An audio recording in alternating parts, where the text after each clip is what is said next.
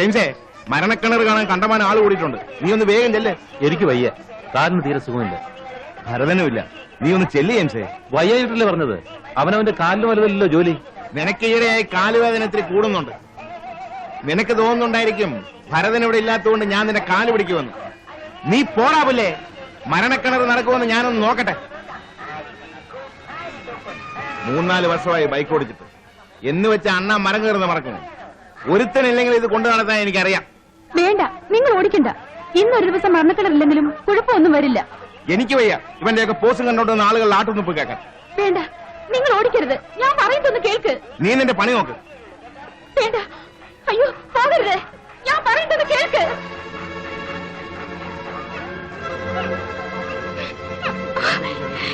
ഭരതനല്ല, ഭാര്യ ഓടിക്കുന്നത്. മനസ്സിലായി. രണ്ടുപേരിൽ ഒരാൾ ഇല്ലാതാവണം. എങ്കിലേ നമ്മൾ ജീവനോടെ ഇരിക്കൂ. ഇല്ല, ഞാൻ സമ്മതിക്കില്ല.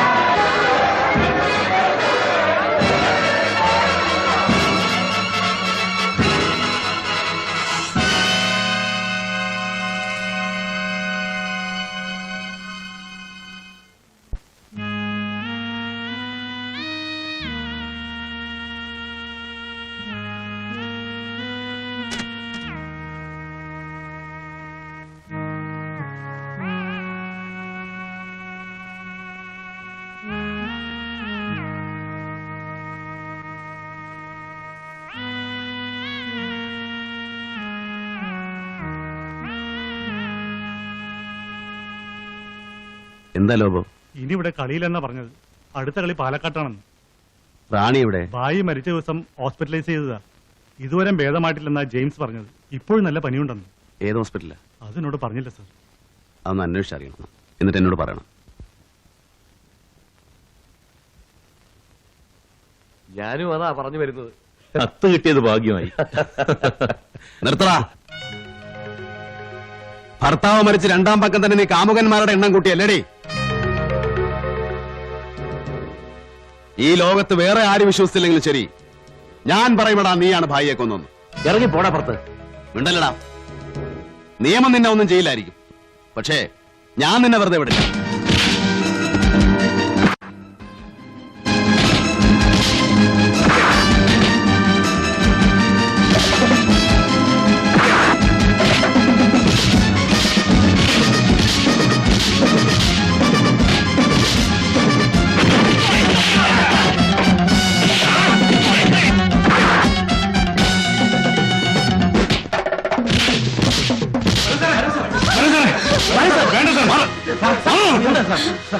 നിന്റെ അന്തി എന്റെ കൈയോട് തന്നെ ആയിരിക്കൂടാ. നീ നോക്കി വെച്ചോ കൊള്ള കാഫറെ.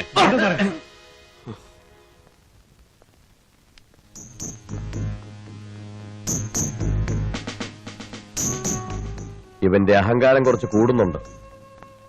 സാരമില്ല, ഞാൻ വഴി കണ്ടിട്ടുണ്ട്. ഇത്രയും കാലം ഭായി ഉണ്ടല്ലോ എന്ന് വെച്ചാൽ ഞാനൊന്നും ചെയ്യാതിരുന്നത്. ആ റാണിയുടെ കാര്യം ഓർക്കുമ്പോഴാണ് എനിക്ക് വിഷമം.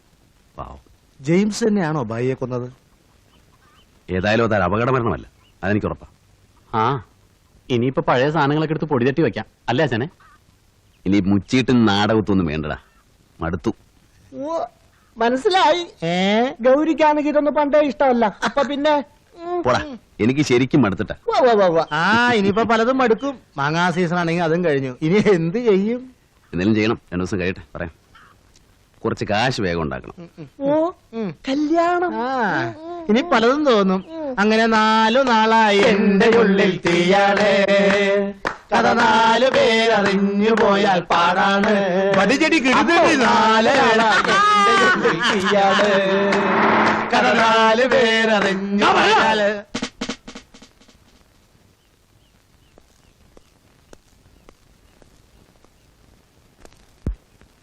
തന്നെ അറസ്റ്റ് ചെയ്യാൻ വന്നാ. എന്താ ചേട്ടാ കാര്യം? കാർണിവലിൽ വെച്ച് ജെയിംസിനെ കൊല്ലാൻ ശ്രമിച്ചത് 1ാമത്തെ ചാർജ്. അടുത്ത ചാർജ് യൂണിഫോം ഇട്ട പോലീസ് ഉദ്യോഗസ്ഥനെ കയ്യേറ്റം ചെയ്തു. തക്കതായ കാരണമില്ലാതെ ഇത് സംഭവിക്കില്ലെന്ന് എനിക്കറിയാം. പക്ഷെ ഞാൻ എന്ത് ചെയ്യാനാടോ? പാടോ പോവാ.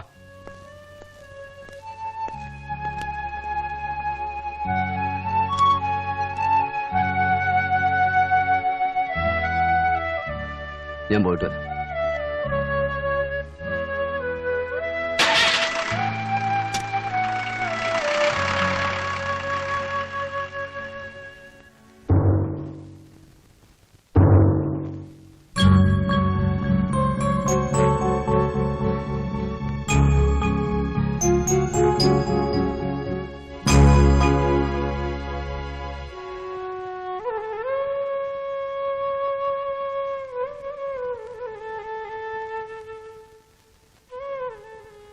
ആറ് മാസത്തേക്ക് ശിക്ഷിച്ചു. ഡ്യൂട്ടി സമയത്ത് യൂണിഫോം ഇട്ട പോലീസ് ഉദ്യോഗസ്ഥനെ ദേഹോപദ്രവം ഏൽപ്പിച്ചതിനായിരുന്നു ശിക്ഷ. ജെയിംസിനെ കൊല്ലാൻ ശ്രമിച്ചു എന്ന ആരോപണം കോടതി കണക്കിലെടുത്തില്ല. അതുകൊണ്ടാണ് ശിക്ഷ കുറഞ്ഞത്. വളരെ അത്യാവശ്യം ഉണ്ടെങ്കിൽ മാത്രം ജയിലിൽ കാണാൻ ചെന്നാൽ മതിയെന്ന് ആശാൻ പ്രത്യേകം പറഞ്ഞിട്ടുണ്ട്. ഞാൻ പോട്ടെ. ഭരതൻ തീർച്ചയായിട്ടും വരും മോളെ. മോള് വിഷമിക്കണ്ട. കാണാമെന്ന് കരുതി കാത്തിരുന്നു ഇത്രയും നേരം. പാവം.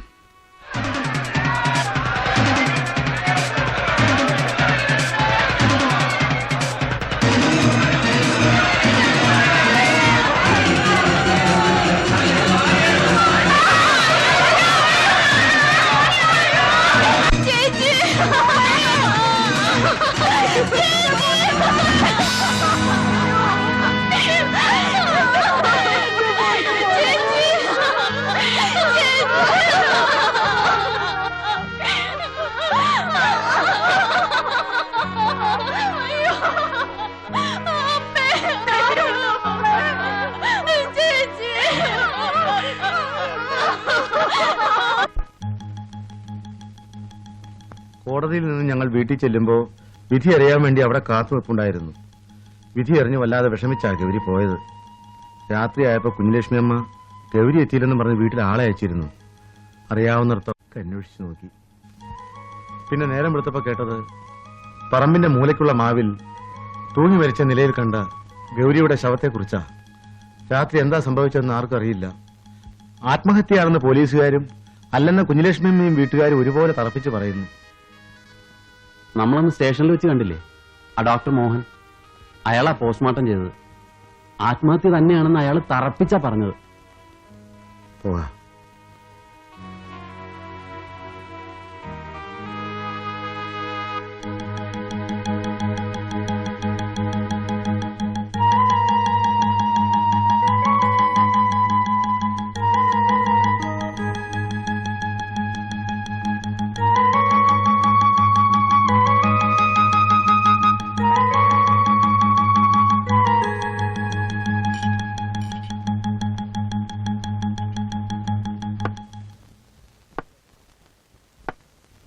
എന്താടോ അപ്പുണ്ണി, നിങ്ങളുടെ ആശാന്റെ ശിക്ഷയൊക്കെ എന്തായി? 6 മാസം കഴിഞ്ഞല്ലോ. ഇന്ന് ആശാനെ ജയിലിൽ നിന്ന് വിടും. ഞങ്ങൾ അങ്ങോട്ട് പോണ വഴിയാ. ഒരു ചായ കുടിച്ചിട്ട് പോകാന്ന് വിചാരിച്ച് കയറിയതാ.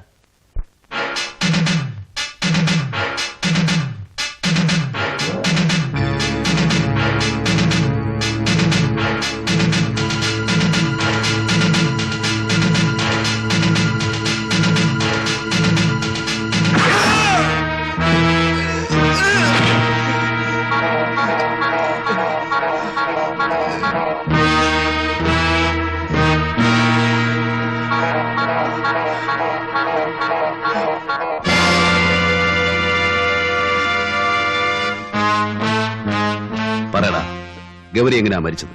ആത്മഹത്യയായിരുന്നു. ഇല്ല, അവൾ ആത്മഹത്യ ചെയ്യില്ല. എന്നെ ഒന്നും ചെയ്യല്ലേ. നീ പറയില്ലല്ലേടാ. സിദ്ധു, ഒഴുക്കി പെട്രോളോ. വേണ്ട വേണ്ട.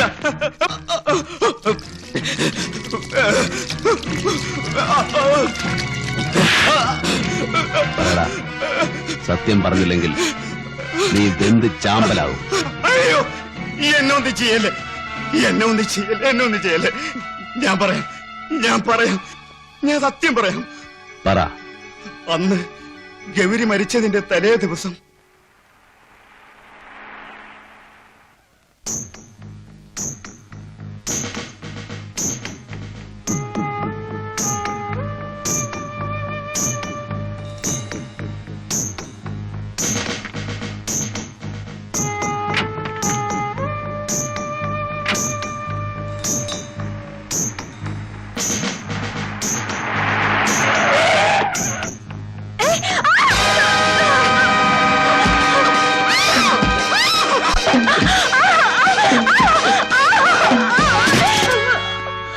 അന്ന് നീ സ്റ്റേഷനിൽ നിന്ന് രക്ഷപ്പെട്ടു. പിന്നീട് പലതവണ നിന്നെ ഞാൻ ട്രൈ ചെയ്തു. അപ്പോഴൊക്കെ നീ ഒഴിഞ്ഞു മാറി. നിന്നെ കേസിൽ നിന്ന് ഒഴിവാക്കി തരാമെന്ന് പറഞ്ഞിട്ട് നീ വഴങ്ങിയില്ല. ഇന്ന് നീ രക്ഷപ്പെടുന്ന എനിക്കൊന്ന് കാണണം. 1 രൂപ മുതൽ മേൽപോട്ട് ആര് തന്നാലും തുണി ഉരിയുന്ന നിനക്ക് എന്നോട് മാത്രം ഒരു പാതിവൃത്യം അല്ലടി? തൊട്ടുപോകരുത്, തൊടരുതെന്നെ, തൊട്ടാൽ നീ എന്ത് ചെയ്യടി? തൊടരുത്, തൊടരുത്, തൊടരുത്. അയ്യോ,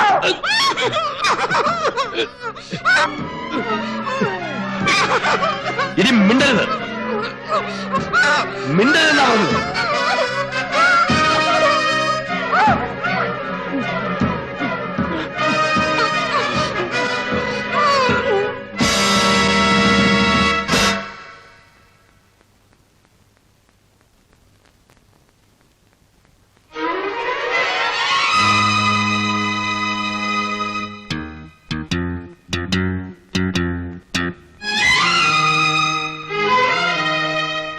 അത് ആത്മഹത്യയാക്കി മാറ്റാൻ വേണ്ടി ജെയിംസിന്റെ സഹായത്തോടെ അന്ന് രാത്രി തന്നെ ഗൗരിയുടെ വീട്ടിലെ പറമ്പിൽ ഒരു മാവിൽ കെട്ടിത്തൂക്കി.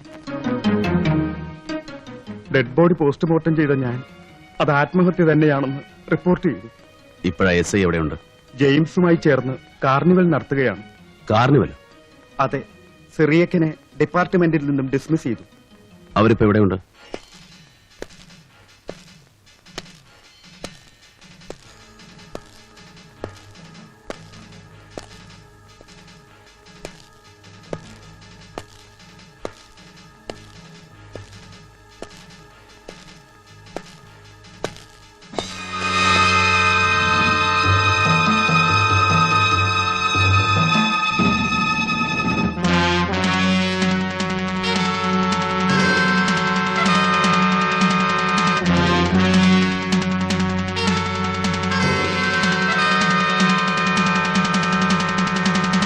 സിദ്ധു,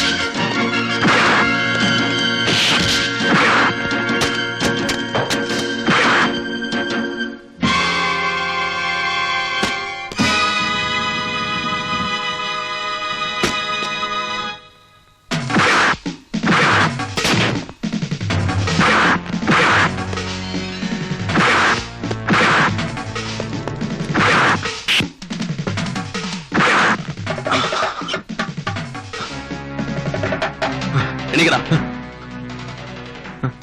എടുക്കടാ വണ്ടി, എടുക്കോ.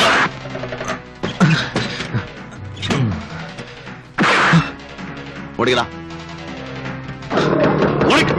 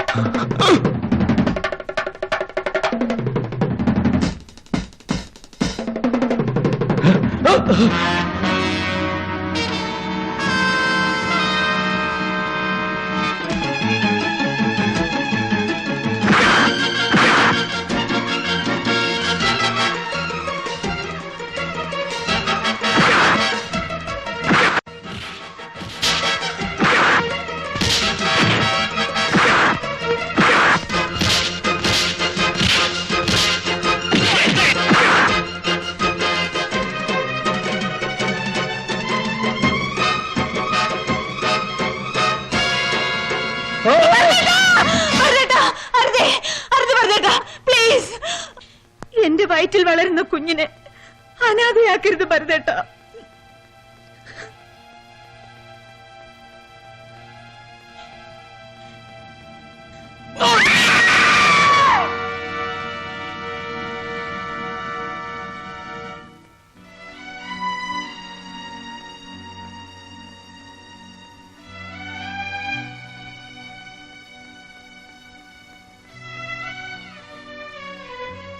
ആരോരുമില്ലാത്ത എന്റെ പ്രായത്തിലുള്ള ഒരു പെൺകുട്ടിക്ക് ഏറെ ഒന്നും പ്രതീക്ഷിക്കാനില്ല. പിടിച്ചു നിൽക്കാനാവില്ലെന്ന് ഉറപ്പായപ്പോൾ ഞാൻ കീഴടങ്ങി. ഈ മനുഷ്യൻ ഇന്ന് എന്റെ ഭർത്താവാണ്.